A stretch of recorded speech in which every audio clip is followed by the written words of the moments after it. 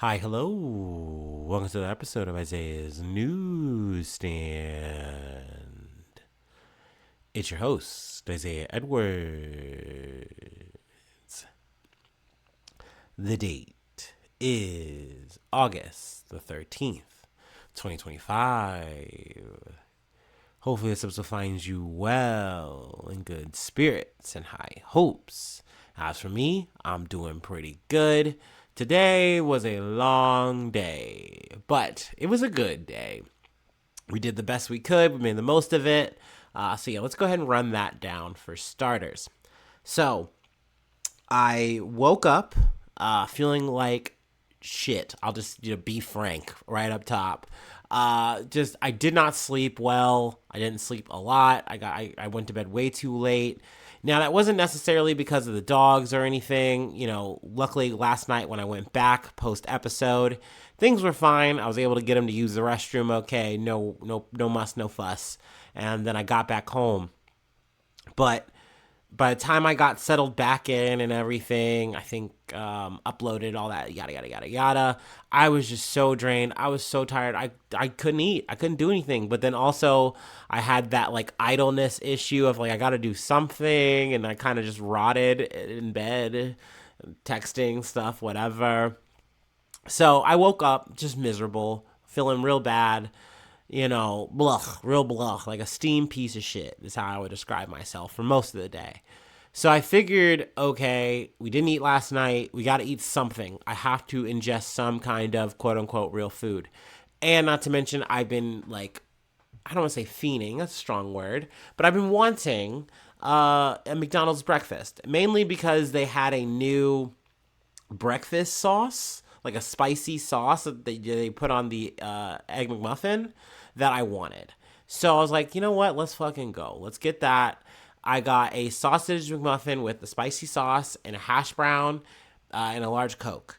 So that was pretty good. We're kind of in the food corner real quick, so let's talk about that. It was a yummy sandwich. I would say that it's a bit of a messy spread, but I mean, that's McDonald's. That's what you're expecting, right? If you got sauce, it's going to come out wet, right? Okay. But it was less spicy in my opinion and almost more tangy, but it had a good taste, and like it was so good that I wish I could have dipped like my hash brown in it. So I would love for that to be like some kind of side sauce that you could order. That'd be perfect. So it was yummy, but I mean, like I said, I still felt like crap afterwards. We kind of zombie walk through the rest of the day. Oh, also, I got put on a side errand as well, which is fine. Like, it was not something that I was like been out of shape about or whatever. It was pretty easy. I had to deliver a package, and this might sound a little strange, but I low key, I don't want to say secretly, but I low key like doing courier like activities. Ever since I played the game Fallout New Vegas, I like it. I think it's fun. I like to fancy myself a bit of a courier. I remember when I was dashing, like doing DoorDash, I was like, you know what this low key is? I'm low key a food courier. I really like that. It kind of made me smile while I did all that kind of toil. But so I delivered the package. Everything is copacetic and easy there. And like I said, we see to get through my day. I was so tired I forgot my snack, so I had to get like a Monster and some Funyuns, and the Funyuns were pretty good. That was yummy. Also, we got popcorn as a treat, so that was fun. Free treats, yay. I'm eating enough ish. I still feel, but enough to rally. By midday, we get back, and this is where I'm expecting another problem, right? Because this is where we had the old dog going in the basement and shitting and pissing.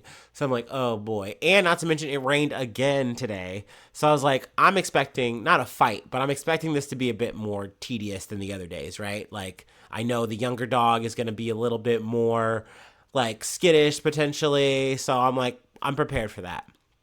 So I go in, and the old dog is chilling where he's supposed to be, and I'm like, oh, okay, so this means the other dog is in the basement, which I'm fearing the worst. I'm thinking the worst. And I get the one dog outside. I see the other one downstairs. He looks a little scared because obviously he heard the rain. He's thinking thunder and lightning are coming. But at this point, the weather has already passed. And he doesn't come out at first. He stays downstairs, but then he later comes up, like pretty shortly after. Doesn't need any assistance. Love that. He's got strong legs. So that was cool. No problems, no hangups there.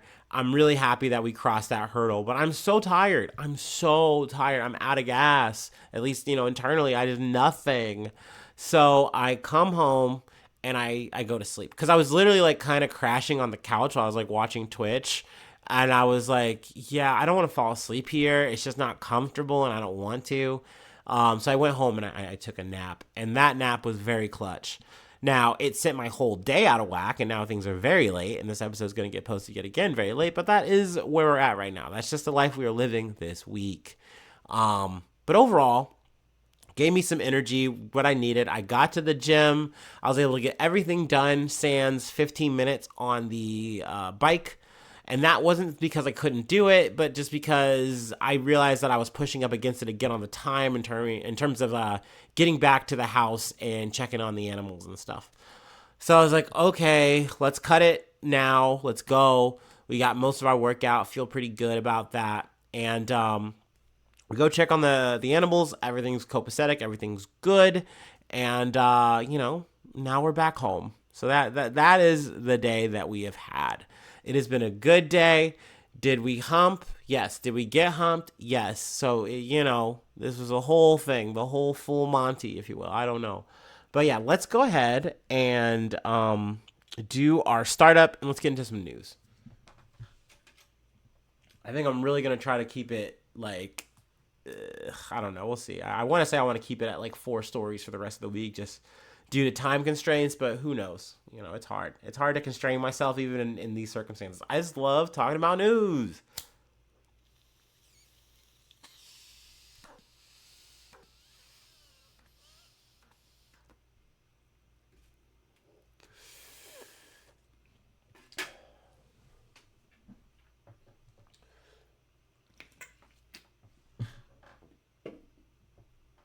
Oh, yeah. Okay.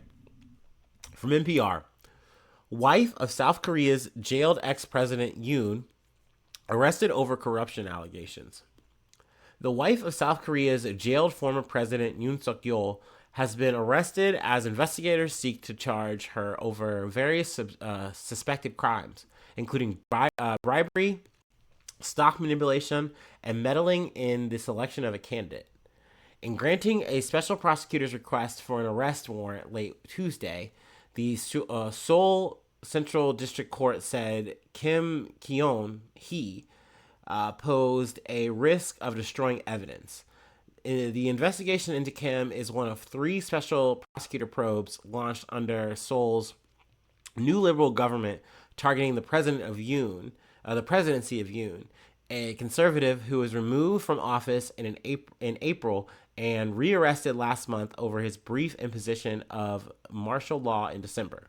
We've covered that I'd like to say pretty extensively. We've hit that good amount, but I definitely felt compelled to cover this because, as I've mentioned, it goes without saying that, every president, not every president, but at least for decades, every president, whether you're Democratic or you're conservative, you're liberal, conservative, whatever, your shit ends with the law coming for you and trying to put you in jail one way or another.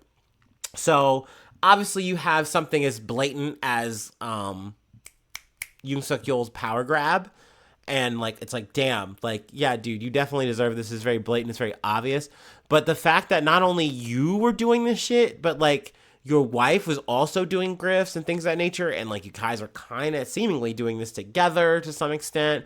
And it also seems too that her investigations or rumors or conjecture that she was doing illegal stuff, doing corruption stuff, was bleeding into his presidency, and people were like, yeah, dude, you're getting hurt in the numbers for this shit.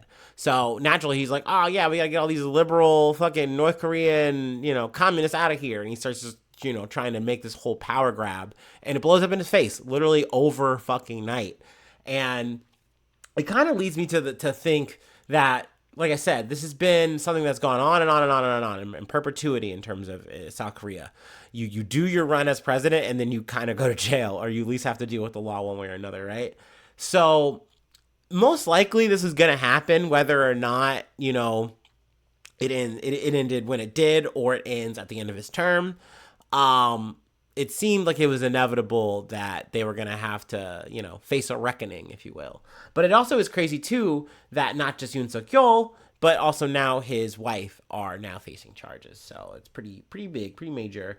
I'm going to skip ahead a bit, and I'm kind of doing a bit of summarizing here. Let's see here. The investigation team led by Special Prosecutor Ming Joon Ki, I'm sure I'm getting that wrong, sorry, who was appointed in June by new Liberal President Lee Jae-myung, initially questioned Kim for about 7 hours on Wednesday last week before deciding to seek her arrest. Let's see here. Investigators suspect that Kim and Yoon exerted undue influence on the Conservative People Party to nominate a specific candidate in a 2022 legislative by-election, allegedly by the request of election broker Myung Tae Kyun. Myung faces accusation of conducting free opinion surveys for Yoon, using manipulated data that possibly helped him win the party's presidential primaries before his election as president. Kim is separately linked to multiple corruption allegations, including claims that she received luxury gifts via a fortune teller, acting as an intermediary for a unification church official seeking business favors, and possible involvement in a stock manipulation scheme tied to a local BMW dealership company. Men's investigation team arrested one of Kim's close associates earlier Tuesday following his arrival from Vietnam, as a look into suspicions that he used his connection to the former First Lady to secure millions of dollars in business investments for his financially struggling company. The investigators also raided a construction company on Monday over allegations that its chairman purchased a luxury necklace reportedly worth $43,000, which they believe was the same one Kim wore while accompanying Yoon on a 2022 trip to Europe. Investigators suspect that the necklace was possibly linked to the chairman's son-in-law's hiring as chief of staff of then Prime Minister Han Duck-seo, Yoon's number two, shortly before the presidential trip.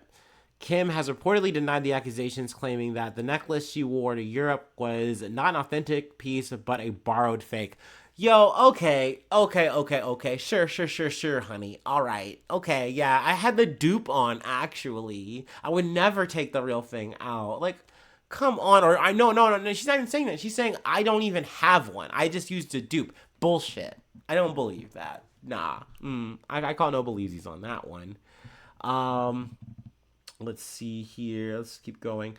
While in office, Yoon dismissed calls to investigate his wife as baseless political attacks and vetoed multiple bills from the liberal-led legislature seeking independent probes into the allegations. So like I said, this led to more pressure, which may have led to the martial law decree that he tried to pull. So yeah, I mean, I'm happy to see this shit. And maybe I'm making a bit of a leap here, but this, like, to me, it reminds me, it's giving me, and I don't remember his wife's name, but, actually, I might be able to look it up. Hold on. Benjamin Netanyahu wife. Sarah Netanyahu. This reminds me of them, like, I don't want to say to a T, but it's very reminiscent, where it's like, you guys are, running, at least with Benjamin Netanyahu, you're running a whole fucking country. But, you got your wife getting political favors. You got your, Benjamin Netanyahu getting not political favors, but like favors from like Hollywood elites from America all around, coming to like curry favor, giving you like pink Zinfandel or whatever the fuck, like to try to like woo you over. But I mean, I don't know. There might be a little bit more machine politics involved with Kim and Yoon, so to speak. I don't know. I don't really have all the details in terms of the Netanyahu thing at the ready. But it just reminded me of that in terms of like the political corruption being all the way up to the top and so blatant. Like, yes, this was investigated, but I don't think it was really hard to connect these kind of dots. And it's just wild that you have this much power. You're literally drunk with it. And you're just like, yeah, no, we can do this. We can get away with it. They can't stop us. And it's like, bro, okay, well, you stopped your fucking self, bro. Like, you played yourself. He at least could have delayed this shit by just not doing the coup. If he just not thrown his little fucking political temper tantrum about this shit, he would still probably be in power talking shit. Maybe doing something like Benjamin Netanyahu doing and like starting a whole fucking war and doing genocide to like not go to jail. You know? Maybe he could have pulled one of those.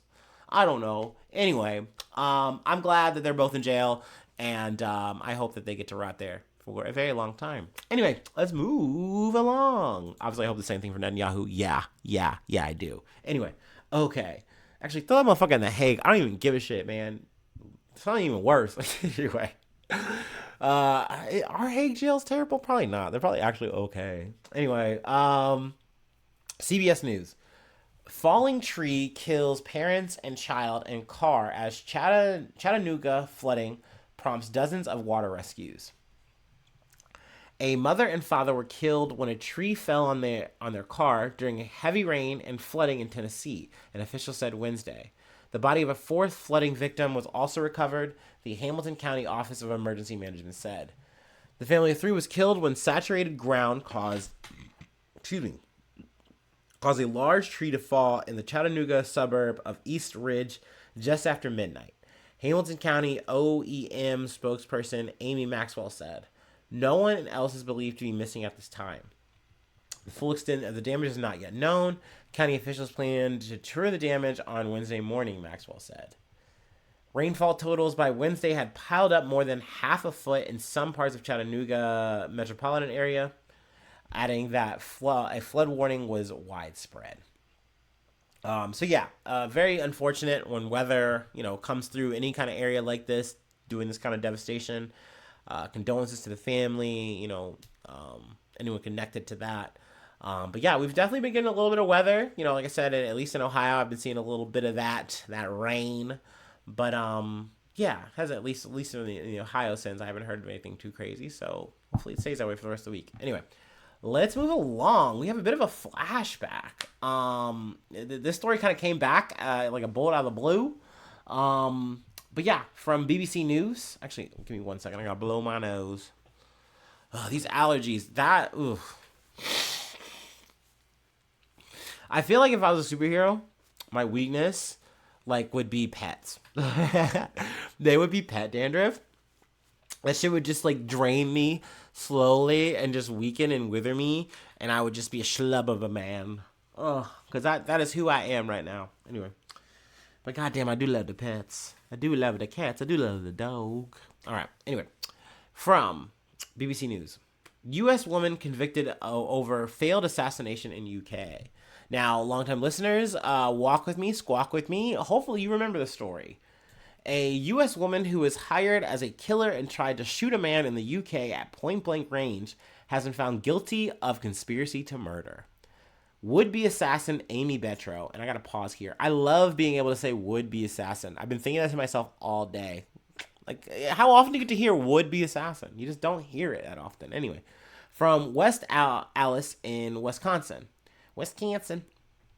flew into the country as part of a plot to attack a British family in Birmingham, in 2019, before going on the run for nearly 5 years. Bro, she hit the bricks. Her co-conspirators had been involved in a feud with the family, her trial heard. During the case at Birmingham Crown Court, jurors were told Betro hid her identity using a hijab. I'm sure I'm getting that wrong. Hijab? We're going to say hijab. When she tried to fire shots on Misham Grove, Yardley? But her gun jammed, and the individual whom she had aimed fled the scene unharmed. Jurors deliberated for almost 21 hours before convicting Betro of conspiracy to murder, possessing a self-loading pistol with intent to cause fear of violence and illegally importing ammunition. During the trial, they heard the defendant had been involved in a conspiracy with two men, Mohammed Nazir and Mohammed Aslam, as part of their vendetta against Birmingham businessman Aslat Muhammad. Prosecutors said revenge was the man's motive after Nazir and Islam were injured during disorder at Mr. Muhammad's clothing boutique in 2018. A plot was hatched, the court heard, to have someone kill Mr. Muhammad or a member of his family. That person was Betro. But despite the events in which she was a key player, detectives have suggested records point to Betro having virtually no criminal past prior to the murder. Now, this was something that I vaguely just remember talking about and being like, I wonder if she had any experience, because you're moving this kind of way, and we've only like half described it, but like she does this attempt and it's failed, and it's like, okay, you would think the average person would cut their losses here and leave. But she fucking goes, no, no, no, no, no. I bought a whole ass fucking car for this shit. And, you know, yeah, my gun jammed, but guess what? I'm gonna fucking hit this motherfucker. And she takes a taxi to the residence and then just fires shots at the residence and then leaves. Like, that's fucking crazy, dude. Like, she was like, I'm gonna hit my target. She was on her hitman shit. So I wasn't sure. I was like, is this person completely new to this shit? Is she green and just like, you know, blindly determined? Or is this signs of a seasoned assassin who's like, yeah, I might have fucked up. That happens, but I'm not going to fuck up twice. Maybe I'm just sick with it. I'm just crazy with it. Like, I was really curious. So it doesn't seem like there was any kind of indication that she is a cold-blooded murderer, that she is like a professional assassin. It was like almost like a person who's like, yeah, I could do that. And they took that shit abroad and tried to do it. Wild to me. She nevertheless produced a gun on a September night 6 years ago with Mr. Muhammad's son, Sikander Ali, the one to face the barrel after she lay in wait outside their family home. Her convictions came after Nazir, 31, and his father, Aslam, 59, both from Derby, were jailed last year after having been convicted of conspiracy to murder.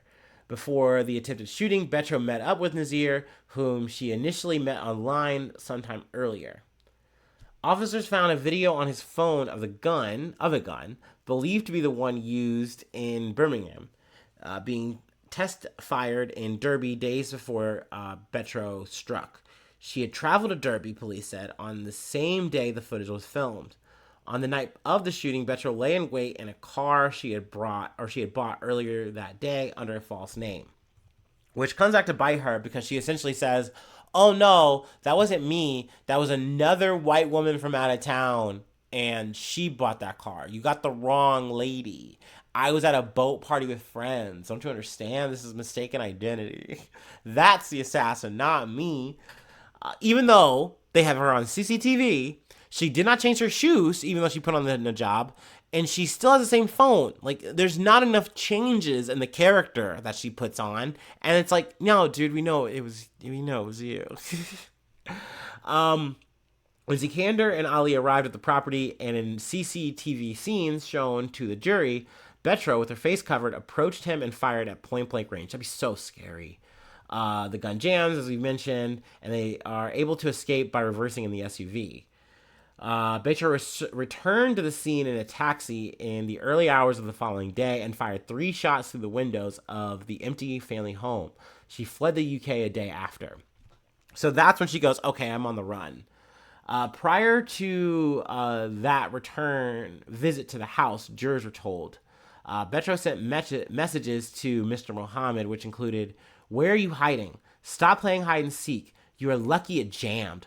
That's so scary. Like, I don't know why, but it's an added thing that they gave the number up, like, to them. Like, oh, man, that's so scary. Like, that she just went, like, full, like, I'm pissed now mode and was just, like, talking shit. Like, bro, you just tried to kill me and you're, like, texting me? How did you get my number? Who are you? I'd be so freaked out, dude. Oh, my God. Let's see. But yeah, we don't know in terms of what motivated Betro to do all of this, to become this assassin. You know, who knows? And maybe we'll never know. Maybe we won't get those kind of details. For some reason, this is an interesting note to me. She in the in the trial, they're talking about the verdict and everything. They mentioned her outfit. Betro, wearing a purple T-shirt and her hair in space buns, showed no obvious reaction and stared towards jurors. There's something really odd and like unsettling to me about coming to your trial in which you are found either guilty or not guilty, and you're doing it in space buns. There's just something so unserious about it. Like, look, I don't give a shit about the wardrobe. You know, that can be an economy thing or whatever. But how you style your hair is a clear and blatant decision. It's a certain kind of choice. So to be like, oh, I'm gonna do something fun today. I'm gonna put my hair on some space buns. Girl, you might be going to jail for a long time, and you're gonna do space buns. Okay, I mean, hell yeah, do your thing. Such whimsy. Maybe that's how she got here. She's just like, I want to just like eat, pray, love or something. Let me just like go the way of the gun. Like, I don't know. I don't know how Betro really moves. I don't know what's in her head. All right. According to her, she came to Birmingham to get on a fucking party boat. But I don't know. I don't know. The jury felt otherwise. 11-1 verdict. Okay. Anyway, um, let's see here. Was there anything else I wanted to really pull here? No, a bit of a blah blah blah blah blah. But yeah, an interesting end. Nice way to kind of recap the story that we got into. Gosh, I guess long feels like a long time ago. Anyway, we have one more story that I wanted to cover, and it's a heist. It's a heist summer, baby. We're back to Philadelphia. We're back on Brinks trucks. It's been a fucking heist summer, baby, and I didn't even know it. Anyway, let's take our last break and let's close it out. I gotta try not to be too loud. It's like technically late now. I'm over here piping up. But then I don't really feel bad. My neighbors upstairs, they be trampling and shit. I literally had another neighbor park a whole ass fucking SUV in my parking spot for like multiple days, not giving a shit, didn't ask me. And like, yeah, I called the fucking landlord on your bitch ass. Like, ugh, so nasty. They finally moved, but it's like, bro, it shouldn't have come to that. If you could have been a good neighbor, State Farm was there, you could have come to me and said, hey, we need to use your spot. You can like use one of ours. Like, you can use ours. It's fine. That's fine. That's all kosher to me. They didn't want to fucking do that, so they just took it like it was theirs, like they're fucking Christopher Columbus. So yeah, I Lincoln narked on their ass. Anyway, problem solved. I don't know how I got there, but.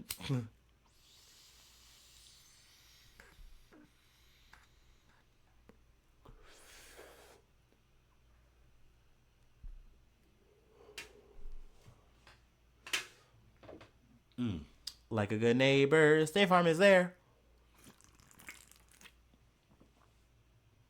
Oh. Oh boy, oh boy, oh boy, oh boy, oh boy. Okay, let's close it out. From the Associated Press. Armed robbers in latest Philadelphia area Brinks truck heist took $700,000 or more, police say.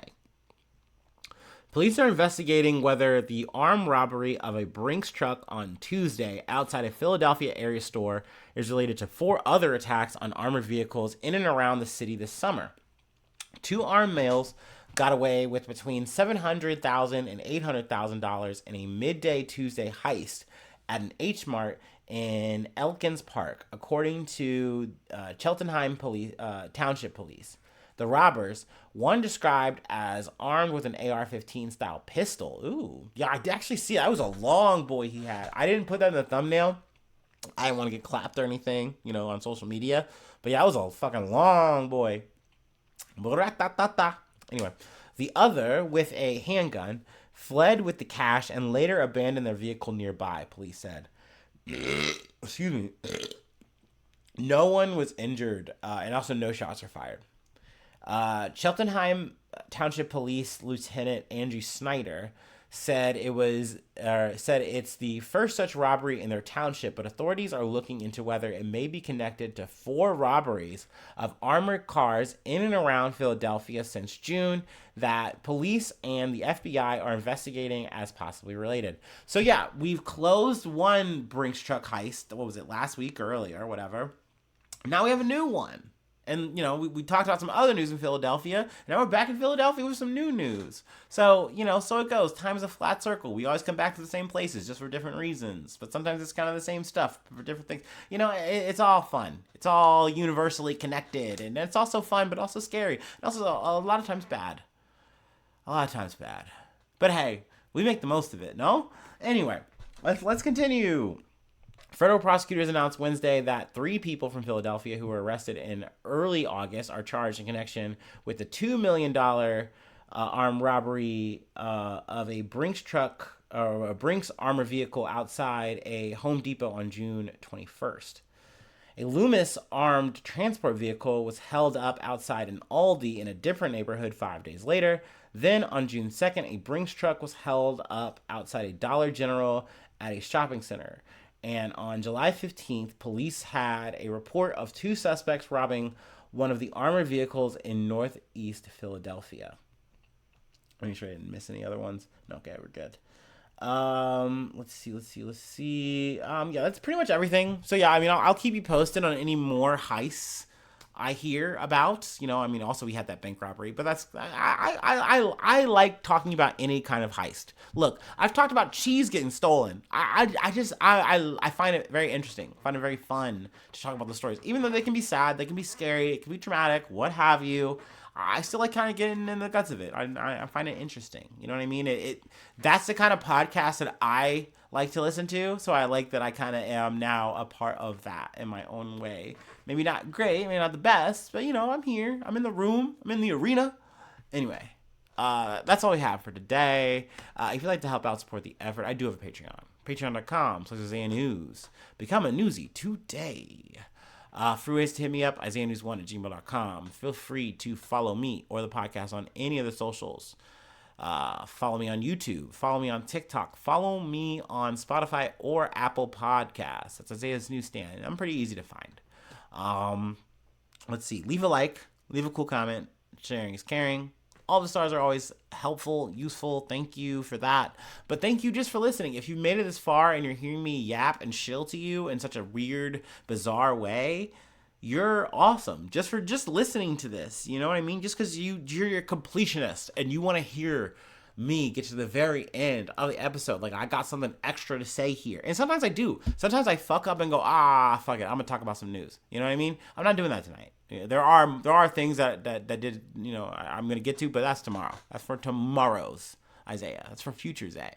Anyway, thanks so much for tuning in. Thanks so much for being a friend. And hopefully I see you soon for some more good news. I love ya. Bye-bye. Mwah.